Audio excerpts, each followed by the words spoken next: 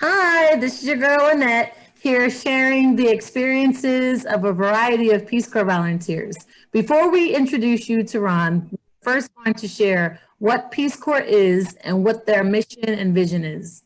So, Peace Corps is a service opportunity for motivated change makers to immerse themselves in a community abroad, working side by side with local leaders to tackle the most pressing challenges of our generation. The Peace Corps mission is to promote peace and friendship by fulfilling three goals. One, to help the people of interested countries in meeting their need for trained men and women. Two, to help promote a better understanding of Americans on the part of the people served.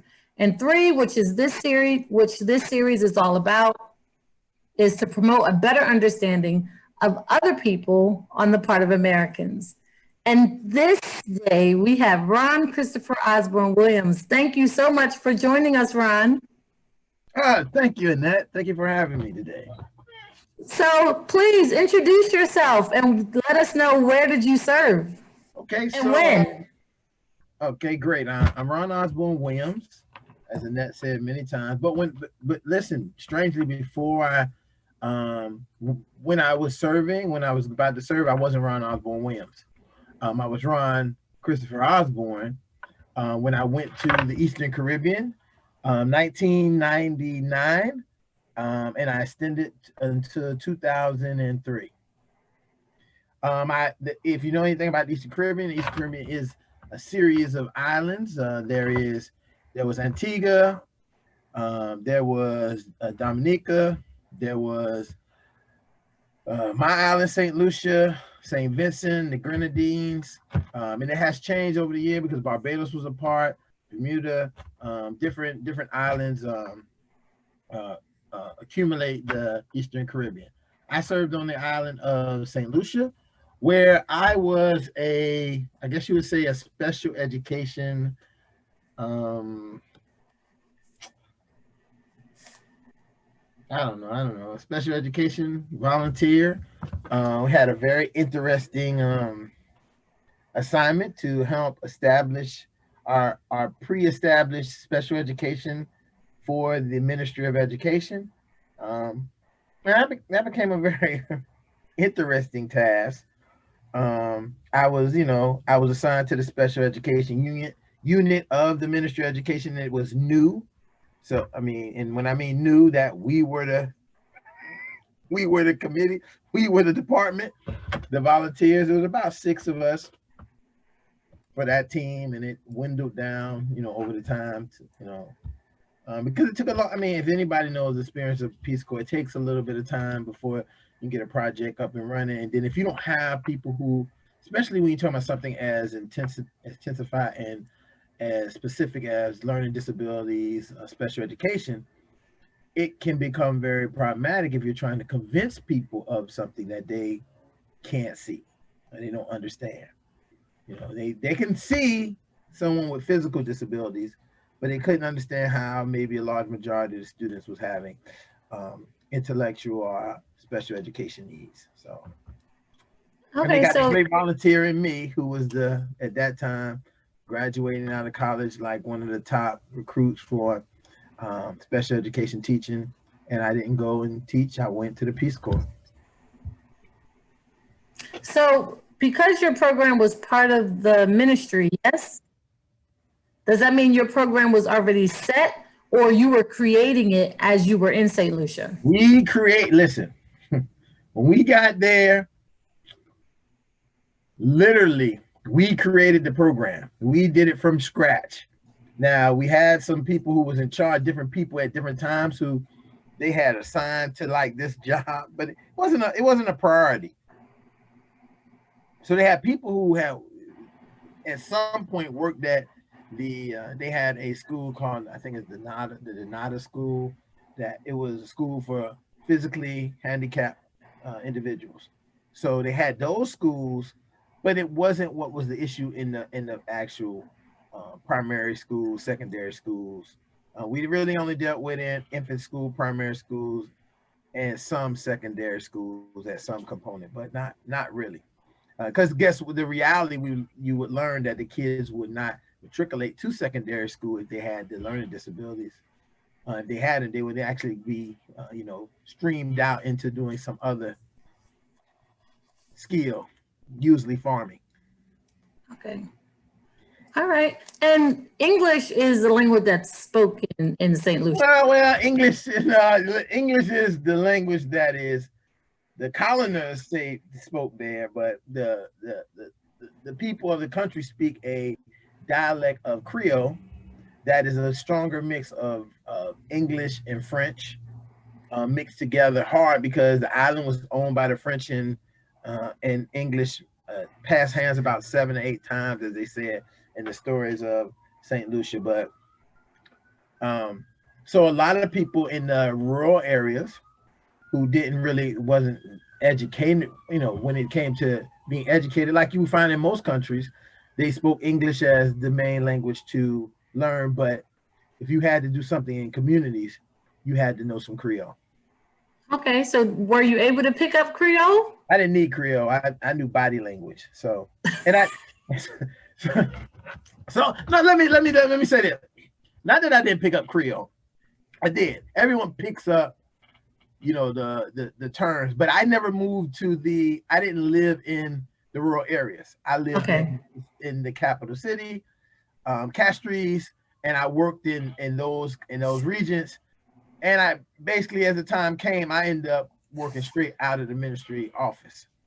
So, you begin to see I didn't really have to do that. And at some point it was to my benefit that I didn't speak a lot of Creole, because then people would not maybe believe that I was truly American. And they may have not respected what I had to say at some point. That's an interesting dynamic that I remember. Me and my colleague, we worked in teams of 2. We would go somewhere. I would say something, and people would say they couldn't understand nothing I was saying. But they could understand everything she was saying all the time. But I was the expert. And what I learned, and I guess I've realized a part of it, was that, hey, they didn't expect me to speak like that. So they didn't listen to hear me. When she spoke, they responded with the learning of, oh, let me listen to what she has to say, because I may not be able to understand her. I don't know. So was she also a volunteer? Yeah, she was a volunteer. So did they listen to her because she was a woman? And they probably listened to her because a man? They probably listened to her because she was white. Oh, okay. And then they would see me and expect that I would speak Creole. So if I wasn't speaking Creole, that was something in their mind. They didn't expect her to speak Creole. It didn't make sense. Matter of fact, what was so funny is she spoke more Creole than I did. Okay. But I really picked up most of the real language, like the authentic dialect. Right. I knew how to, and I also had, at some point, because of my involvement in theater there, I became almost accent completely. There were people who thought that I was St. Lucian, who had went to America at some point, and I was just there, maybe working for Peace Corps or something or another. That's how enriched I had became into the community and into the country. Like, people knew me by and it's all about the connections you make with the host country nationals and what kind of involvement you do there. I was nowhere that if someone invited me, I didn't go. I was probably never at home. I was out always somewhere eating food and eating food, mostly eating food. Drink. We were saying some of the other volunteers who have shared, I guess, kind of sort of downplayed the kind of hanging out time that is still authentically part of your services and needed for the cultural engagement and the relationship that you want to build with people, because you can't just build with them on a business level and think that you can engage on a personal level if you're not eating the food, if you're not checking out the music, if you're not hanging out in your community. If you go to work and go home, then they're like, well, what type of person is this? The level of trust goes down. So I applaud you for hanging out or going out or eating which is a huge cultural piece when it comes to serving as a I volunteer. mean, literally, like I told you, I mean, even if some people, once I connected with some people, like I would just go to their houses, like literally. And you don't understand how this is. I was already a person like that. I didn't do anything different than I did in Philadelphia or in Daytona or in Jacksonville or anywhere else I lived. I didn't do anything different than what I did there. If I was cool with somebody, I'd go by their house. I knew all their family, and they were very friendly because they knew that I was American, that I was a Peace Corps volunteer. It was some people that I ultimately almost, and you know, one thing I remember clear as day is when September 11th happened. I was in the school. The principal came to me and she said, you may need to call your office or something. I was like, oh, what are you talking about? And as soon as I left out the school and I went to a friend of mine who's a teacher at another school. I went to her house, to a mother's house. I knocked on the door and said, I need to watch TV. And I came in and seen what was going on in the whole scenario, what the tragedy of September 11th. But it was like that. I was so, and it remind you that the point is my job wasn't just based in one community. I worked in a district, a school district wide. So I ran throughout the whole district. By the time I left there, I became basically the assessor assistant to the person who ran all special. So I was throughout the whole island by that time. By the time I left there, I stayed there. Initially, my initial job was just being that volunteer, the special education volunteer. And but eventually as I moved on, I became an assistant program manager to special education. So like everything came through me. Like, clearly, what it meant is that, and at some point I knew how important it was what I was doing, but also the other thing that I think a lot of times people don't think about is I thought so much about how my job, and I think that our team thought about how my job really should have been a country host nationals, right? And, Yeah. Then I became the special education assessor. So I went out, we got all of these assessment tools. I would go out and assess kids, and then I would also do some special needs consulting. So I was all over the island. And I think one of the best things that end up coming from that is that our team established a group called the SENT group, St Lucia's Special Education Need Teachers.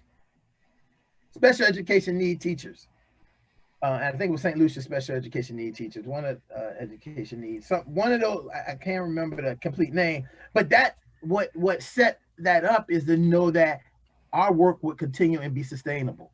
That Okay. Instead of teachers who now could get those positions, and the ministry had to now have people that went to learn special education, and they had to fund those positions and had to put it into the school. Whereas at many points, people just wanted us to come and do the work at their schools or do this. And we made sure if it came to your school, you had to have at least 2 teachers involved for us to come to your school, or we wasn't coming. And they had to be exclusively going to work with the special education need kids.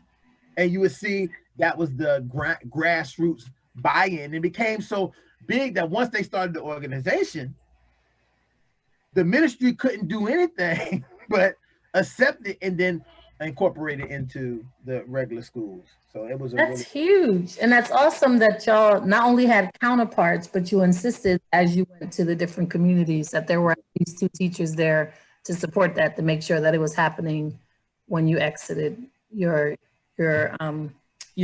commitment. I almost didn't exit my commitment.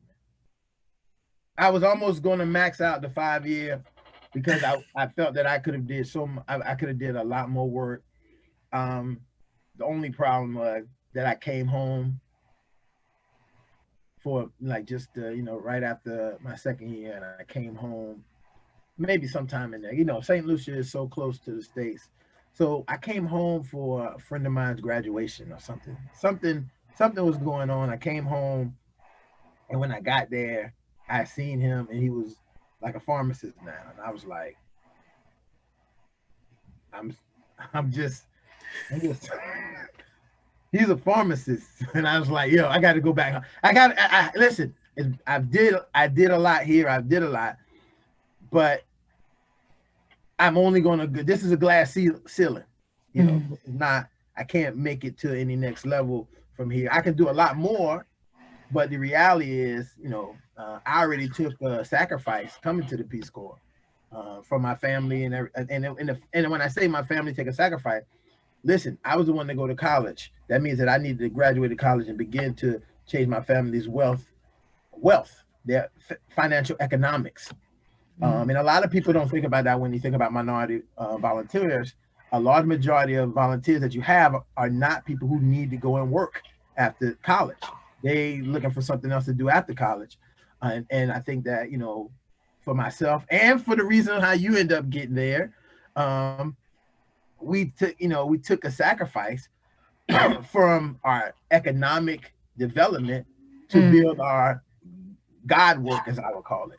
I think our Peace Corps director at that time, Earl Phillips, he was like really famous. He had became famous because he had served at like 60 years old somewhere in Africa, and he did all that, and he became our country director. And he used to always talk to me. Me and him talked a lot. We was really close, me, him, and his wife. He would always say, "Hey, man, just remember you guys are doing God's work."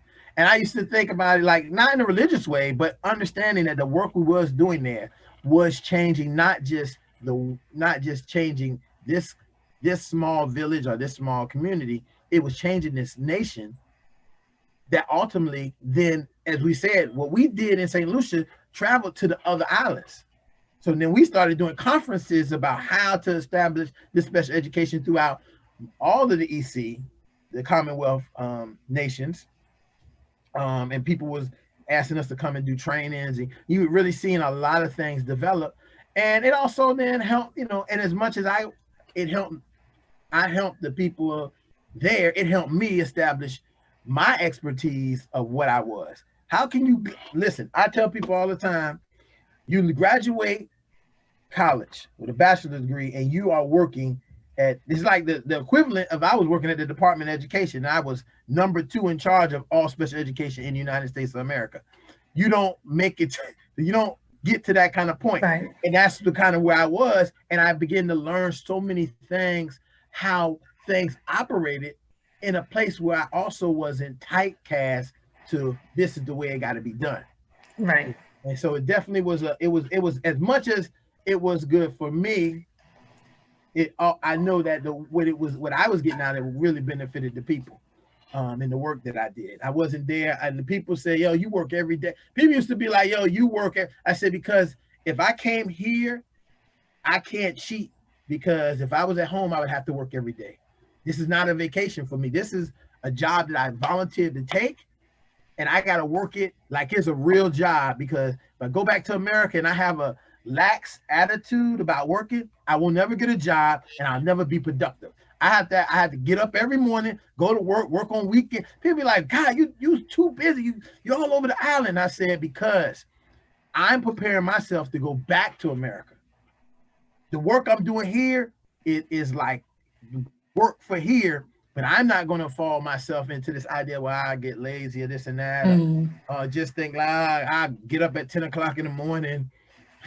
You know, that stuff doesn't, you can get, you know, I know people get away with stuff like that. Don't go to work for weeks and you know, some kind of foolishness, but it you know, it doesn't help you. I mean, and I think that, you know, a lot of my the larger part of what made my job successful is, I think more than anything, was my involvement in the community. What I did, I mean, I was a part. Listen, I did theater work. I volunteered with Canadian volunteers who was volunteering to do a program. So you're talking about, I was volunteering with the Canadians who was doing a program on the island, and it was like, "Well, what do you do?" I'm just here to volunteer with y'all to do this. And it was like, "Wow, okay, you're volunteering to volunteer." It was really like, if I was going to be there, I need to do as much work and as much as I can. But it was a great experience, great time. There's so many little just secondary projects. I can't even begin to think about the number of secondary projects But I think the one that probably is the most, that meant the most to me was the idea when I became the cheerleading coach for one of the secondary schools. In St. Lucia?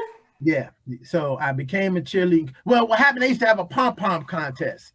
And because they had the pom-pom, they didn't do real collegiate cheerleading stunts. They was just out there dancing with the pom-pom and stuff. So the girl, one of the girls I knew, who I knew her brother, and she asked her brother, when the brother realized that brother knew I was a cheerleader, it was like, can you ask Mr. O to come and help us do the cheerleading? So I went to that school, helped, and they had a squad, and this contest was only within their school. I would say within the 2 years that I did that, from the first year when I did it, and they blew everybody, because they was building pyramids, they were doing stunts, and the people was like, and it was like the exposure that no one had even identified. So the next year you had more squads, and then eventually it became because it draws such attention, it became so big, because they don't really have a sport for cheerleading, right? So yeah, they ain't nobody on the side of the soccer game doing cheerleading. Okay, there's none of that, and they don't have like that kind of culture of cheerleaders, but they had the pom-pom. And what ended up happening, that developed into, I remember they ended up having a countrywide cheerleading contest. Wow. And everybody who was there was doing stunts and things at that level, and it hadn't been done. So I attributed myself to some point bringing that in and choreographing cheerleading competitions for the island, that ultimately became a really big thing, because it was something new, and when people wanted to outdo each other, and then you seen the challenge of it, and I know that that's a really small thing on a small scale, but that means that whatever I did at that moment changed the culture of the country and changed how students seen cheerleading. Cheerleading wasn't just this pom-pom thing, because eventually, by the time, cheerleading was only for the girls too when it was a pom-pom. By the time it got to that competition, you had guys out there. So you've seen the development of how, and it wasn't and what the greatest part is, it wasn't seen as some type of gender thing, because it was more of a contest. You had dudes who could do flips and all that, so they added to it, and you just said, wow, man, that's crazy that that we went there. I said, we're gonna lose today. When we went there, I said, listen, I don't know if we can win today. It was just too much in the big country nation island-wide cheerleading competition. Nice. So what was the favorite part of your service, or the most memorable part of your service? My favorite part was being able to, without a doubt, with all the work and all the things I did, and I think that how I really became close to the community and close to people there, so close. Work was one thing, but being a part of the theater group, being a part of the modeling theater, modeling culture there, that is what really did it, because I became close to so many people, and because I had knowledge about things and how things could operate. I became a part of the theater company. We went on tour, and I almost got to go to, I think it was Germany they was going to do, no, Ireland. They were doing the plays that we had did in the island. So at this point, I'm basically a celebrity actor. At this point, I have took Peace Corps to a whole nother level that people had to take. So I'm actually, like, by day, St. Lucia special education person, and by night, famous actor, just extraordinaire. And and this is the interesting part about when you are in a place that's so developed. And I know people would always say, well, St. Lucia, what are you doing there? Isn't that? But you have to really understand that if you think we wasn't supposed to be there, they wouldn't be there. Peace Corps not gonna put you in a place that doesn't need it. And you know when you're there, as you really work, why you need to be there. That, thinking that someone got their independence from somebody else, but who did the restructuring or the transition of what they need to do to move forward. No one did that. So they end up just doing what they thought the people was doing. And a lot of that used to turn out really bad. You could see the infrastructure, the communication, a lot of this stuff really didn't operate because they didn't have a foundation for any of it. And they really needed people to come in to give them foundations on how to continue that work that wasn't to manipulate the people or the industries. Because there were a lot of people coming from outside who was coming and they would manipulate, you would see them manipulate the industry and then the people of the country would be left out. And so here is someone making all the money in the country when it really should be the people of the country making that money and facilitating activity. But I would say just being a part of that theater company, being able to, as I said, I did so many local theater productions, fashion shows, being on TV, doing commercials. It was just so many things that I never said no to. I never said no to anything. I mean, literally, somebody said, "Hey, we're gonna go do this." I'd be like, "I'm with it. Let's go." Okay. Is there anything that you would change about your service? I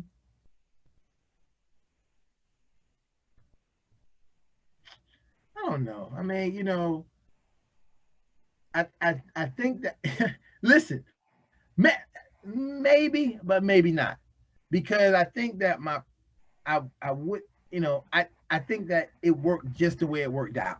If I would have went to a small village, right? I'm a very big person, big personality. And being such a big personality, the village couldn't contain me. Whereas I was a big personality in multiple villages, and people knew me in multiple villages because I would show up. If it was something going on, I'm hitching the taxi, the van to it and showing up and participating. And people are like, "Yo, you be everywhere. How do you come?" And it was like, "Well, and a lot of people are this is one thing I used to hear all the time. So I know I wouldn't change anything I did. I was appreciated more by country nationals about embracing and being involved with everything cultural. That people felt that I really took on the every aspect of what it was to be a St. Lucian. They felt that I didn't shy away from it. I didn't shy away from eating any food, trying anything. I followed with the rule, even to the point of with my hair. I had hair, and as many times people was like, "Oh, why don't you go dreadlocks?" And I never grew the dreadlocks because I understood culturally you couldn't be in the school with dreadlocks. Now you could have braids, cornrows, you can have long hair, but you can't be in the school with dreadlocks because of the cultural thing about Rastafari. So I didn't. I made sure I had my hair braided. Cornrows. I braided up and never into pigtails so it looked like locks. Never. I would make sure always cornrow back, down my back, so it wouldn't be any question. Maybe sometimes I wear afro. That was acceptable. But to be a person of authority and walk into school with long dreadlocks would be an offense to many of the principals and many of the establishment of how they believe things should go. So I knew that, and I sacrificed not to do that. And when I came back to America, I grew dreadlocks, but I knew that it wasn't about me. I needed to do what was going to be best for me to service the people. And so I did a lot of stuff that people would say, "Well, why would you do?" Because it wasn't about me. I was supposed to be there. I made the commitment to go there to volunteer. And I know people say all the time, "Well, you volunteer, you can do whatever you want." That should never be the mindset of how it is. You volunteered to go there to give 100% of what you have to give. But you would see people volunteer. "Oh, I volunteer, so I'm not going to do this. Or I'm not going to do this." And you'd be like, "Then why are you even here, man?" But again, I would just literally, you know what? I would change one thing. I would have stayed the full 5 years. If I wasn't a fool, I would have stayed there the full 5 years. I think my life would have been a little bit more different, but I would have stayed there the full 5 years, and I would have made sure I had a guarantee found fellowship before I went to the school and applied. That's what I would have made sure. That's what I would have made sure. So I think that you know, the real reason and the best part to sum my whole experience up is that I went there with a goal, and I think I achieved my goal. My goal was to make sure that people in the Caribbean, because I've met Caribbean people in college, this and that they had a better understanding of Black Americans, you know, that they had a better understanding for the students, for the teachers, for the people of the country to have a better understanding of really a Black American male, because it was a lot of stereotypes, a lot of misunderstanding of who and what you was. Like a lot of people thought I was rich because I was there, and I was explaining to them, listen, I am you in America. So I just happened to get the opportunity to come here. I am you in America. And guys, you're not me. I say, listen, your house that you live in is bigger than any house. I don't have a house. So that lets you know right there. Your family house that y'all live in, I don't even have a family house. We live in an apartment back in 17th Street in Philadelphia. So you can scratch that from the idea, but it was really being able to show them, and that's why I really, as much as possible, participated in various projects that just provided that positive awareness and that understanding of Black Americans. That's huge. I love that you said you went to serve the people. Like it was in your service or in your Peace Corps service, your mindset was that you went to help or to contribute to whatever, or to enhance whatever was already happening in your service. And that your mindset needs to be ready in terms of, if you are considering going to Peace Corps, one, to get your mind right, two, to be focused on, because now you can like pick your programs or pick whatever your industry is, and to focus your experience and understanding before you go to country, so that when you're going in country, that you at least have some tools, some resources, and kind of like a foundation for where you may be going when you get in country. Listen, you can't go to, you might as well don't waste Peace Corps money and don't waste your time if you are not who you want to be when you go to Ireland. But also, you have to be comfortable with who you are to be able to be flexible. I think that's a famous Peace Corps word, flexible. You need to be flexible. And a lot of people think that they're flexible. And it's not until you find out that they can't be flexible. I mean, I remember new volunteers had came, and I had been on island already I had already had piercings. I had piercings all my life. New volunteers came, and at their job, they didn't want them to wear piercing.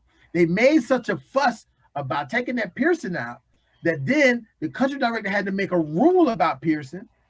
So that meant that a person who had been here all this time, no one cared about what I was doing, because whatever, I didn't have to take my piercings out. And he called me personally to his office to say, hey, you know, this, that, and that. And I said, let me tell you something. I'm not here for that. If it's what you need to do, if that's what it need to be done, I'll do it. And I got me some little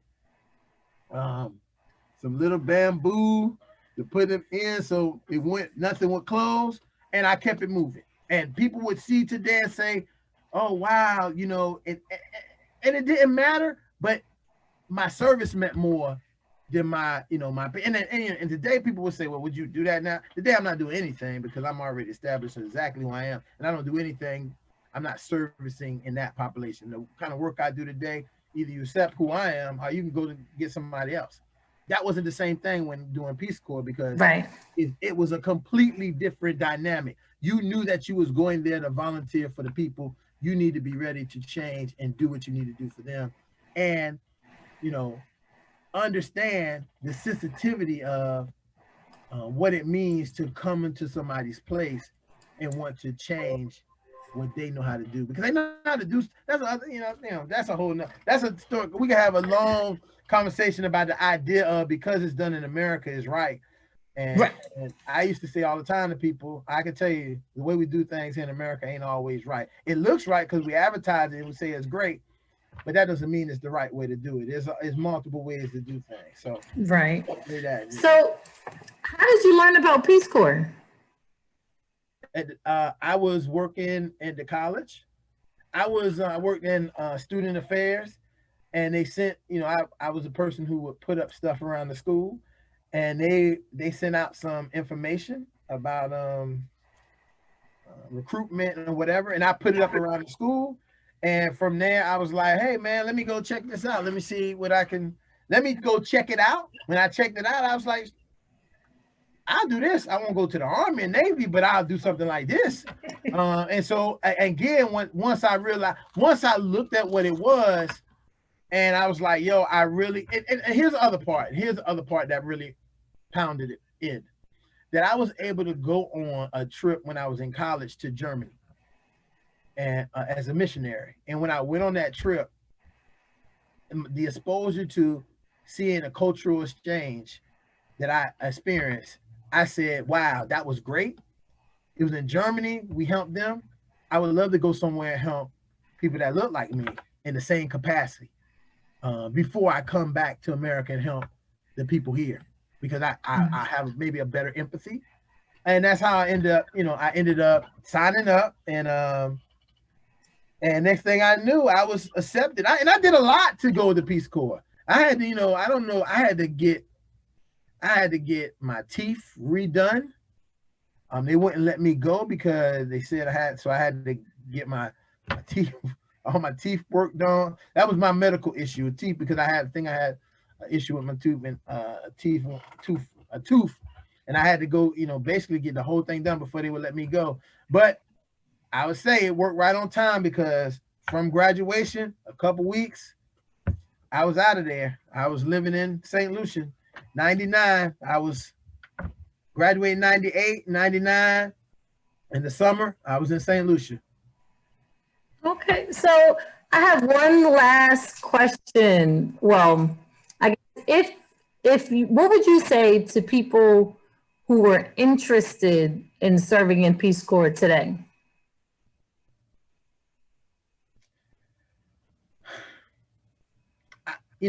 With all the changes that's made, right? I mean, it is so set for them to just walk right in. And I can say exactly how it is, because my niece just recently came back a couple years ago from her service in Sierra Leone. And when we went there and I observed, I thought to myself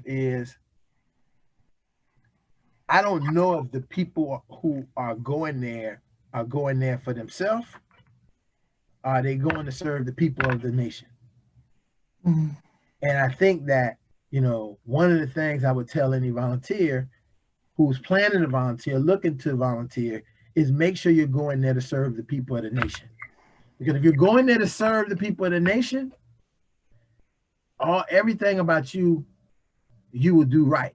You won't get caught up in a lot of the dangers that people get caught up on, because when you go in there servicing yourself, I remember the one rule that I broke in Peace Corps, but it was a safety rule, but I broke it to be safe. You weren't allowed to ride on motorcycles. I went out to the party, and I stayed there too late, and there was no ride. There was nobody riding. Usually I get in the back of the truck, whatever. And a guy who knew me from the city said, "Oi, what you doing there?" I said, "I got to get home." He said, "Let's go." And we rode, and that was the scariest ride I had. Listen, I ride motorcycles all my life, but that was the scariest ride I ever had, because I knew if something happened to me on that ride, I was going to get kicked out. I was going to be dismissed. I wasn't thinking about my own personal safety, but I thought more of, God, if I was justifying, well, I didn't have no other way home. But I guess I could have called, somebody, whatever. But again, everything I did when I was there, and I would suggest to any volunteer, do it because you're there to serve the people of the country. It can't be about you. Once it becomes about you, it kills your service. Because you have your whole rest of your life to be worrying about caring for you and making things best for you. The discomfort, the uncomfortableness, the cultural insensitiveness that you feel that people have for you, all of these things, let that go because you agreed to volunteer to come there. And if you're going to volunteer, see it all the way through. All right. Well, before we leave, I also must share that you are the reason that I ended up doing Peace Corps in the first place. And it was one of the best decisions in my life that I had. And I just want to say thank you. Well, you know what? And here's the great part about it. Before we went, I think when I evaluated and I researched, I was the first Peace Corps volunteer for Bethune-Cookman, and you became the second. And there was many more after us. And so that's a great part to know that we kind of, as some and historically wise, as the records was kept, because once I got there, I began to research where people came from and what schools they came. Fam, you had some people who had went to Peace Corps, but I think that me and you were like the first guy, the first girl, really to go to the Peace Corps. And so we were the trendsetters for our small liberal arts institution. That 9 chances out of 10, most people who graduate from our school would not be going to the Peace Corps because they needed to leave college and find a career to support themselves and their families. But hey, we was able to do it, and I think it made us better people. I agree. Well, thank you, Ron, so much for joining us. Yeah. If you are interested in becoming a Peace Corps volunteer, please check out peacecorps.gov. Peace Corps volunteers work at the grassroots level to create a change that lasts a lifetime during their service. As a volunteer, you can make an investment in our world. One handshake, one project, one friendship at a time that leads to new possibilities in your service and when you return home. If you are interested, if you are curious, feel free to reach out to volunteers like Ron and myself, and be sure to check out peacecorps.gov for a recruiter in your area. Thank you again. Bye.